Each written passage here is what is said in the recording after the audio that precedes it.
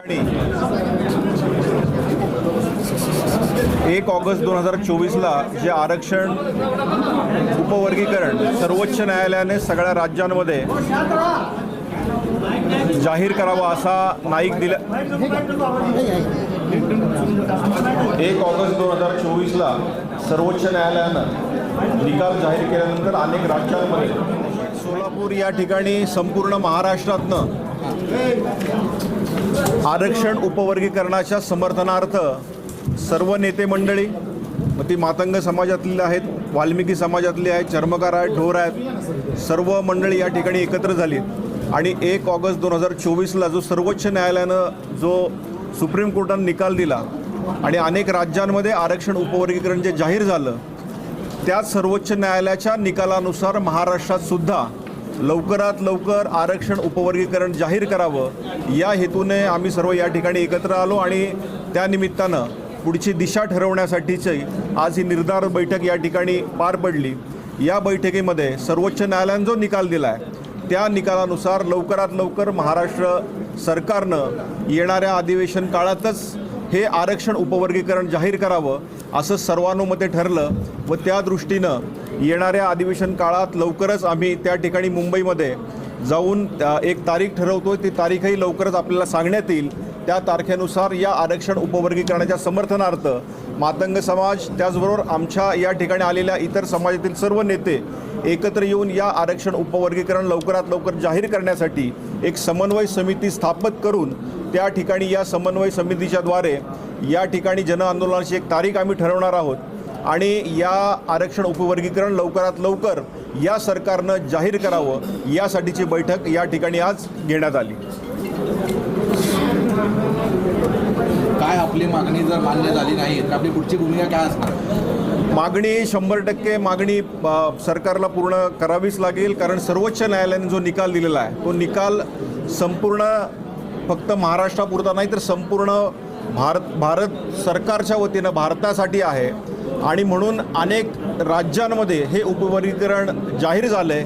तेच उपवर्गीकरण आज महाराष्ट्र सरकारनं लवकरात लवकर जाहीर करावं ही मागणी आमची आहे. कोर्टे साहेब, पण दुसरीकडे दुसरा गट जो आहे तो 26 जून रोजी वर्गीकरणाच्या समर्थनार्थ वर्गीकरण होऊ नये यासाठी ते देखील मुंबईमध्ये मोर्चा करणार आहे. कुठेतरी समाजामध्ये तेढ निर्माण होतं असं वाटत नाही? ते लक्षात घ्या, डॉक्टर बाबासाहेब आंबेडकरांनी जे संविधान लिहिलं त्या संविधानाच्या धर्तीवरच सर्वोच्च न्यायालय चालतं आहे आणि सर्वोच्च न्यायालयाची भूमिका सांभाळणं आणि ती पूर्णपणे पार पाडणं हे सरकारचं कर्तव्य आहे.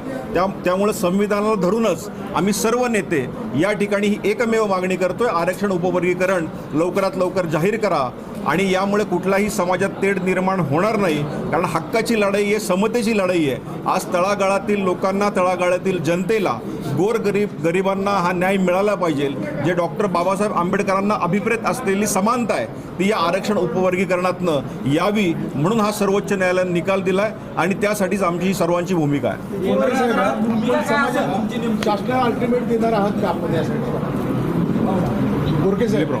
शासनाला आपण अल्टिमेट देणार आहात का? लक्षात घ्या, सर्वोच्च न्यायालयाने हा निकाल दिला आहे आणि शासनालाही याच्यावर ठाम भूमिका घ्यावी लागेल आणि तशी भूमिका नाही घेतली तर आम्ही सर्व एकत्र येऊन शासनालाही अल्टिमेटम देणार आहोत. उपवर्गीकरण याच्यामध्ये 5% कसं आहे? आरक्षण उपवर्गीकरण जाहीर करावं. बदर समितीने जो अभ्यास केला आहे त्यानुसार हे आरक्षण उपवर्गीकरण लवकरात लवकर जाहीर करावं अशी आमची मागणी आहे. आरक्षण 13% आहे त्याच्यामधनं अजून त्याच्यामध्ये पाहिजे. लक्षात घ्या, आमची भूमिका अशी आहे की समानतेचा न्याय स्वीकारून जे लोक अजूनही गरीब वंचित राहिलेले आहेत त्यांची भूमिका स्वीकारून त्याचा अभ्यास करून हे लवकरात लवकर आरक्षण जाहीर झालं पाहिजे. अबकड वर्गीकरणाला विरोध का होतो? अबकड वर्गीकरणाला विरोध होण्याचं कारण मला असं वाटतं की अजून त्या विषयातली गंभीरता, त्या विषयातला अभ्यास मला असं वाटतं कमी पडतोय. मी पुन्हा एकदा सांगतो, डॉक्टर बाबासाहेब आंबेडकरांना अभिप्रेत असलेली जी समानता आहे ती समानता यावी आणि म्हणून या अबकड वर्गीकरणाची आम्ही मागणी करतोय. गोरगरिबांना यातनं न्याय मिळेल. अनेक समाज, या 59 जातींमध्ये अनेक समाज असे आहेत की ज्या समाजाला आजपर्यंत कुठलीही या सरकारी कार्यामध्ये कुठलीही भूमिका त्यांना मांडता आलेली नाही आहे, सरकारी नोकरीही मिळाली नाही, त्यासाठी आम्ही मांडतोय. साहेब, आज मातंग समाजाचा निर्धार मेळावा संपन्न झाला आहे. मात्र आपण म्हणतो की अशा अनेक जाती आहेत ज्या अजूनही वंचित आहेत. त्या सगळ्या जातींना घेऊन तुम्ही मुंबईवर जाणार आहे का फक्त मगाशीच मी सांगितलं की या ठिकाणी मातंग समाज जर एकत्र आला असेल तर या ठिकाणी वाल्मिकी समाज, चर्मकार समाज, ढोर समाजाचे मुंबईतले राज्यातले अनेक नेते या ठिकाणी आले होते आणि त्यांनी समर्थन या ठिकाणी देऊन गेलेले आहेत. मला असं वाटतं की आज आमच्याबरोबर भालेराव साहेब आहेत, माननीय विष्णूजी कसबे आहेत, कांबळे साहेब आहेत, या ठिकाणी आज बागवे साहेब आहेत, ढोबळे साहेब आहेत, खंदारे साहेब आहेत. ही सगळी नेते मंडळी अनेक वर्षापासून या साठी काम करत आहेत. आपण सगळ्यांची भूमिका समजून घेण्यासाठी या ठिकाणी आलेल्या आहेत. आमची भूमिका एकच आहे की सर्वोच्च न्यायालयाचा जो निकाल आहे तो लवकरात लवकर पारित करण्यासाठी महाराष्ट्र सरकारनं पावले उचलली पाहिजे. साळवे समितींनी पण एक अहवाल दिला होता, त्याच्यामध्ये किती शिफारशी मान्य केली आणि किती अजून राहिले. तर विलासराव देशमुख असताना मुख्यमंत्री असताना साळवे समिती नेमली, त्यानंतर त्यांनी एक शिफारशी केली, 82 शिफारशी. तर त्याच्यामधले अजून किती शिफारशी? नाही ऐका ना, आरक्षण उपवर्गीकरणाचा विषय आहे, त्याविषयी तुम्ही बोला. वर्गीकरणाच्या विषयावर बोला तुम्ही. आणि अजूनही आमचे या ठिकाणी नेते, तुम्ही त्यांनाही प्रश्न विचारू शकता. आमदार साहेब आहेत, मंत्री साहेब. राज्यव्यापी आरक्षणाचं उपवर्गीकरण करण्याच्या अतिशय महत्त्वपूर्ण अशा बैठकीमध्ये समाजाचे नेते माननीय रमेशदादा बागवे, ढोबळे साहेब, खंदारे साहेब, आमदार अमितदादा गोरके, ससाणे साहेब, भालेराव पंडित, राज्यात मातंग समाजासाठी गेले अनेक वर्ष काम करणारे ही सर्व आम्ही मंडळी आहोत. 1 ऑगस्ट 2024 रोजी माननीय सर्वोच्च न्यायालयाने अतिशय महत्त्वपूर्ण असा निर्णय दिला की जे 13% आरक्षण आहे ते आरक्षण त्याचं उपवर्गीकरण करण्याचा अधिकार हा त्या राज्य शासनाला आहे. आणि त्या अनुषंगाने हरियाणा असेल, तेलंगणा असेल, आंध्र प्रदेश असेल, पंजाब असेल, या सर्व राज्यांनी या 13% आरक्षणाचं उपवर्गीकरण केलेलं आहे. महाराष्ट्रातील माननीय मुख्यमंत्री देवेंद्र फडणवीस साहेबांच्या नेतृत्वातील तिन्ही पक्षाचं सरकार, मग NCP असेल, शिवसेना असेल, या सरकारकडे आमची मागणी आहे की जो माननीय सर्वोच्च न्यायालयाने निर्णय दिलेला आहे त्या निर्णयाच्या अनुषंगाने राज्य शासनाने बदर समितीचा एक समिती नियुक्त केली. त्या समितीने आपला अहवाल दिलेला आहे. त्या अहवालाचा सविस्तर अभ्यास करून येणाऱ्या अधिवेशनामध्ये आरक्षण उपवर्गीकरणाचा निर्णय त्वरित करावा, यासाठी संपूर्ण महाराष्ट्रातील वेगवेगळे जे समाज आहेत, केवळ मातंग समाज नाही, हे सर्व छोटे छोटे घटक जे आहेत या सर्वांची मागणी आहे. आणि त्या दृष्टीने आज या बैठकीमध्ये अतिशय महत्त्वाचे निर्णय काही झालेत, काही होणार आहेत. त्या दृष्टीने माननीय मुख्यमंत्र्यांना आम्ही आजच्या बैठकीचाही वृत्तांत देऊ आणि एकूणच राज्यातील या ज्या घटकांना या आरक्षणाचा लाभ मिळाला नाही तो लाभ त्यांच्यापर्यंत जाण्यासाठी हे आरक्षणाचं उपवर्गीकरण अतिशय महत्त्वाचं आहे. ही भूमिका आम्ही माननीय मुख्यमंत्र्यांच्याकडे मांडणार आहोत. कांबळे साहेब, मित्र पक्षामध्ये जे असलेले आहेत तर त्यांचा विरोध व्हायला लागलेला आहे. म्हणजे एकनाथराव शिंदे या गटात असलेले मातृशिवाचे काय कार्यकर्ते असतील, म्हणजे सत्तेत राहून सुद्धा आरक्षणाला विरोध करू लागलेले आहेत. मग बबनराव बोलप असतील किंवा तिकडे नागपूरचे बडोले असतील, म्हणजे सत्तेत बी आहेत आणि आरक्षणाला त्यांचा विरोध बी आहे. असं आहे, आमची मागणी ही केवळ आणि केवळ राज्य सरकारकडे आहे. अन्य कुणी व्यक्ती, अन्य कुणी आमदार, अन्य कुणी माजी मंत्री काय भूमिका मांडतात याच्याशी आमचं काही घेणं देणं नाही. माननीय सर्वोच्च न्यायालयाने जो निर्णय दिला आहे त्या निर्णयाच्या अनुषंगाने या राज्यामध्ये आरक्षणाचं उपवर्गीकरण लागू करावं, हे माननीय मुख्यमंत्री आणि सरकारकडे आमची मागणी आहे. त्यामुळं अशा प्रकारे कुणी विरोध करत असेल, विरोधाची भूमिका घेत असेल, त्याच्याशी आमचं काही घेणं देणं नाही. ज्या पद्धतीने आपली बैठक झाली राज्यस्तरीय, त्या पद्धतीने चर्मकार समाज बांधवांची देखील बैठक झाली. त्यात असा निर्णय ठरला की घटनाबाह्य पद्धतीने आरक्षण उपवर्गीकरण लादता येत नाही.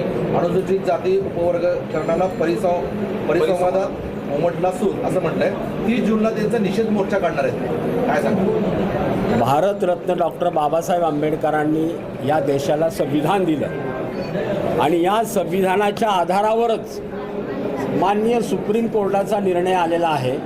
आणि माननीय सुप्रीम कोर्टाने असा निर्णय दिला की या आरक्षणाचा लाभ सर्व घटकापर्यंत पोहोचलेला नाही आणि म्हणून याचं उपवर्गीकरण करण्याचा अधिकार हा त्या राज्य सरकारला आहे. मग जर घटना कोणाला कळत नसेल, माननीय सर्वोच्च न्यायालयाचा निर्णय कोणाला कळत नसेल, तर त्यांच्या बुद्धीची मला कीव येते. त्याबद्दल मला काही म्हणायचं नाही. त्यांनी असं म्हटलं आहे की उपवर्गीकरण लादण्याचा अगर प्रयत्न केला तर 2030पर्यंत बहुतांश चर्मकार समाज हा धर्मांतरण करून बौद्ध समाज स्वीकारण्याचा प्रयत्न करणार आहे असं त्यांनी स्पष्ट सांगितलं. मी सुरुवातीलाच सांगितलंय, आमची मागणी सरकारकडे आहे. अन्य कोणी काय म्हणतंय त्याच्याशी आमचं काही घेणं देणं नाही.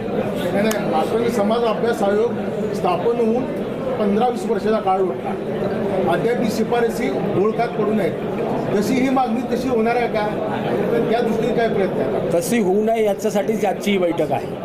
साहेब, तुम्ही ज्यांच्यासोबत सामाजिक न्याय खातं सांभाळलं तेच राजकुमार बडोले बरोबर. मी सुरुवातीलाच सांगितलं की आमची मागणी माननीय मुख्यमंत्री आणि सरकारकडे आहे, कोणाही व्यक्तीकडे नाही. बागवे साहेब, आपल्या आता जी ही परिषद झाली राज्यस्तरीय, त्यामध्ये एकूण काय निर्णय ठरला, शेवटचा अंतिम निर्णय, आणि आपली पुढची भूमिका काय असणार आहे? म्हणजे आपण आंदोलन करणार की मुख्यमंत्र्यांना भेटणार? आजची ही मातंग समाजाची राज्यव्यापी बैठक माजी मंत्री आमचे सहकारी मित्र खंदारे साहेबांनी बोलवली आहे. आणि ह्या मिटिंगला समाजातले सर्व आजी माजी मंत्री, आजी माजी आमदार आणि प्रमुख नेते मंडळी उपस्थित आहेत. आमच्या समाजाची मागणी ही कोणाच्या जाती किंवा धर्माच्या विरुद्ध नाही आहे. मातंग समाजाची स्पष्ट मागणी आहे. सुप्रीम कोर्टाचा जो निर्णय लागलेला आहे त्या निर्णयाची अंमलबजावणी राज्य शासनाने करावी ही मातंग समाजाची मागणी आहे.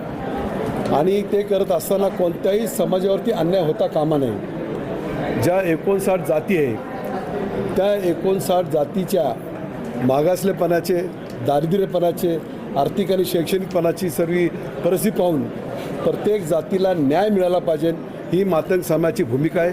कुणाच्या पोटातलं ओटातलं आम्हाला नको आहे.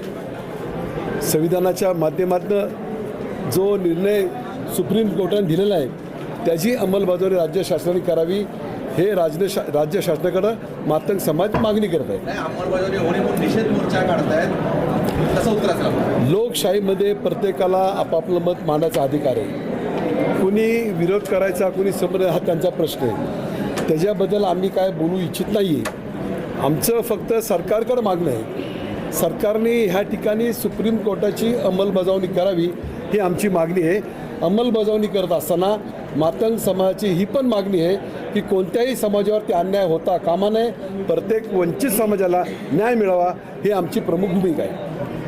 खंदार साहेब, सोलापूर शहर जिल्ह्यातून किती बांधव येणाऱ्या काळात मुंबईला जाणार आहेत? संपूर्ण समाजच जाणार आहे. समाजाची दिशा आणि चळवळ ठरली, संपूर्ण समाज भेटून जाणार आहे. किती संकेत नाही न मोजता येणे इतपत समाज त्या ठिकाणी सुरू करणार आहे. समाजाच्या 75 वर्षाच्या अन्यायाला वाचा फोडणारा हा प्रश्न आहे, हा विषय आहे. आणि त्यामुळं संपूर्ण मातंग समाजाच्या आणि मातंग समाज ज्या 57 उपेक्षित जातीचं नेतृत्व करतं त्यांच्या भावना ह्याच्यामध्ये गुंतलेल्या आहेत. त्याच्यामुळे एकटा मातंग समाज नाही तर तीन समाज सोडले तर उर्वरित अनुसूचित जातीमधले सगळे समाज 59 ज्या जाती आहेत ते समाज जास्तीत जास्त आम्ही घेऊन जास्त फायदा घेतला याचा?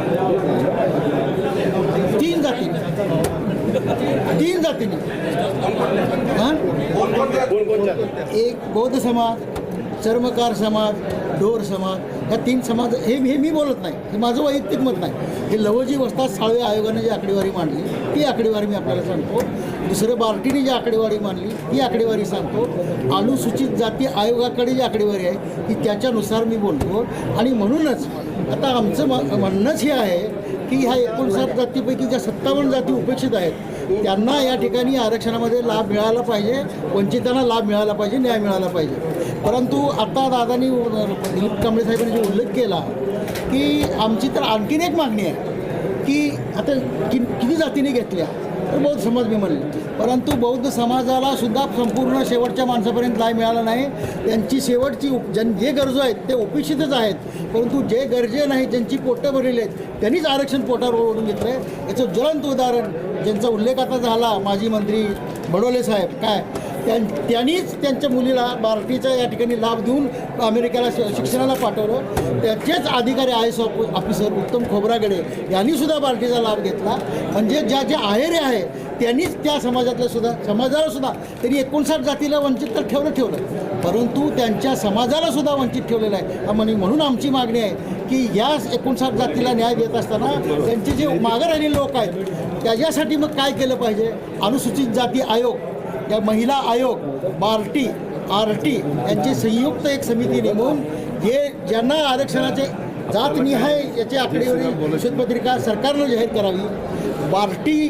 बार्टीच्या ज्या योजना आहेत त्या योजना 59 जातीपर्यंत किती पोहोचल्या, कोणकोणत्या योजना किती पोहोचल्या, कुठल्या जातीपर्यंत पोहोचल्या याची श्वेतपत्रिका बार्टीने जाहीर करावी ही मागणी घेऊन आम्ही या ठिकाणी ही चळवळ पुढे नेणार आहोत. त्याला आपण कसं बघता, आपण मोर्चा काढणार का? नाही, आता आम्ही तर आंदोलनाची दिशाच ठरवली. आम्ही मोर्चे काढणार आहे, आंदोलनं आता कुठे थांबणार नाही. मातंग समाज एकवटलेला आहे, आता थांबणार नाही. हे वास्तव आहे, थांबणार नाही. परंतु ते 30 तारखेला ते मोर्चा काढतात, 26 तारखेला कुणी मोर्चा काढतात म्हणून आम्ही काढत नाही. सरकार संविधानाने दिलेलं आहे, संविधानामध्ये स्पष्ट तरतूद आहे आरक्षण वर्गीकरणाची. त्यासाठी 21 आयोग केंद्र सरकारने 65 सालापासून 2006 सालापर्यंत नेमले. लोकूर समिती ते उषा मेहरा समिती त्या आयोगाने सांगितलेलं आहे ते आरक्षणाच्या तरतुदीमध्ये आहे. सरांना एक प्रश्न प्रगत आणि अप्रगत पुन्हा वेगळं असं त्या अनुषंगानं आता आपलं सर्वेक्षण होणार आहे का? अप्रगत तर आहेच, परत प्रगत आणि अप्रगत असा मुद्दा या ठिकाणी मागासलेपणा, दारिद्र्य, स्वातंत्र्य, समता आणि बंधुता आणि संधीची समानता ही सरनाम्यामध्ये बाबासाहेबांनी उल्लेख केलेल्या गोष्टीचा हा खरा सन्मान आहे. यासाठी 59 जातींनी सगळ्यांनीच पाठिंबा देणं हे आपल्या सर्वांच्या हिताचं आहे. असं करताना या चळवळीमध्ये प्रगत असलेल्या समाजाचा एक भाग आणि अप्रगत असलेल्या समाजाचा एक भाग असे 2 भाग पडलेले आहेत. एक द्या म्हणतोय आणि एक देऊ नका म्हणतोय. अशा प्रकारची चर्चा ही सुरू आहे. अशी चर्चा सुरू असताना आपण सगळ्यांनी थोरल्या भाऊ म्हणून आम्ही ज्यांना मानतो आणि चळवळीत आम्ही त्यांना साथ देतो त्यांनी देखील सगळ्यांनी एकत्र येऊन याच्यात ही लढाई केली पाहिजे. आणि समाजाचं हित लक्षात घेऊन या 21 आयोगाने दिलेला निर्णय हा बहुमानाचा आणि सन्मानाचा म्हणून सगळ्यांनी मान्य केला पाहिजे अशी माझी विनंती आहे.